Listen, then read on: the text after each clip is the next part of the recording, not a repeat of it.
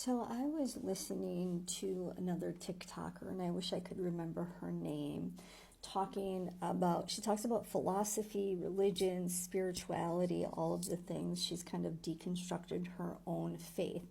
No bullshit spirituality maybe is her handle. I can't remember. I wish I could. But she recently got a lot of pushback because she was posting about Joe Dispenza's work, which his retreats recently got shut down or something overseas because he was making big pseudoscientific claims. I think that a lot of things could be considered pseudoscientific, especially when we're talking about the realm of spirituality, and we are here working in plant medicine and consciousness, even in my own work. I just want to say, and I really want to highlight that as a mental health therapist, something that I tell my clients all the time is take what is meaningful to you and absolutely leave the rest. Not everything is going to resonate, and that's okay. It doesn't have to resonate with you. It could resonate with somebody else. Leave what does not feel good. Leave what does not feel great.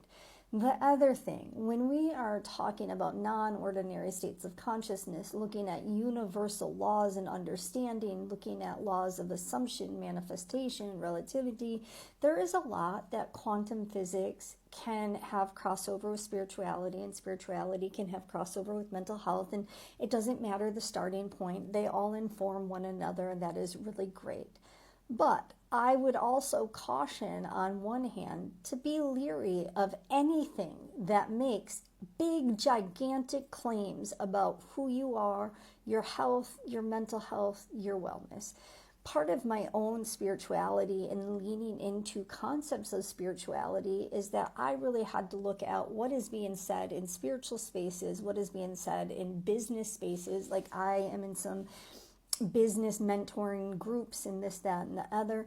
And when you see coaches, I do coaching also for the altered and aware retreats, right? When I am in some of these spaces and you see these coaches making millions and millions of dollars in whatever capacity, I have called bullshit on it. I was like, it feels like a multi-level marketing scheme. And I've been saying that for years. Not just recently, but for years. It feels gimmicky. You are not just going to change your thoughts and suddenly you're going to manifest $1 million. There is absolutely an idea that and this is proven in mental health, it's proven in probably spirituality, indigenous ways of being, that what you focus on, that your mental output creates your reality. And so when we're talking about things like manifestation and getting $1 million, like I just don't buy it. Like it's fine. You can absolutely change your thoughts, which then make you more receptive to opportunities that can increase your growth and income. That is 100% true, because you are so focused on the feeling and the thought of wanting this thing that now you start moving towards that in everyday actions, aligned action, changing your lifestyle, changing your habits, going through, leaving behind the person that you thought you were, unpacking your personal narrative, moving from an unhelpful mindset to something that's more helpful. But if you watch my post on toxic positivity and the idea that you just have to be positive all the time, I call bullshit on that too. It's not going to happen. We are human. We live a human experience. We are in this world. We are not going to be 100% all the time. And if you are depressed, or if you are struggling, or if you are overwhelmed and somebody comes up to you and just says, be positive, that feels like another failure because it is so far down the list of things. Do I believe that having a better mindset, a more positive mindset, is 100% helpful? Absolutely. But within the context of the idea that you do not have to achieve some major bouts of progress into positivity, how can you become more neutral? And so I really like her work and what I was listening to when it came to different concepts. I really love philosophy, so she hits my jam there. I love neuroscience. Neuroscience proves a lot of things, but anything that is scientific is going to change its mind, because science is constantly evolving. And when it comes to some of this work, and I will go back to plant medicine retreats and the idea of psychedelics, I don't even know if I can say that word, I'll bleep it out, whatever. The work in this realm is not new. I have been following this research since my early 20s, and I'm in my early 40s, so I have been following this type of research for 20 years, probably over 20 years. Now, combine that with the work that has been going on since the 20s just in the United States with things like the love drug, the acid tests, all of that. There has been a lot of research going on since the 60s.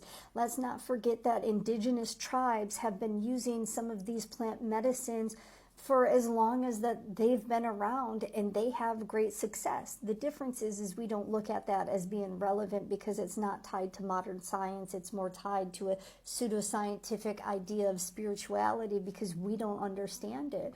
So all of that to say that the work that I do based in the research that I do is not new research. It's been around for a really long time.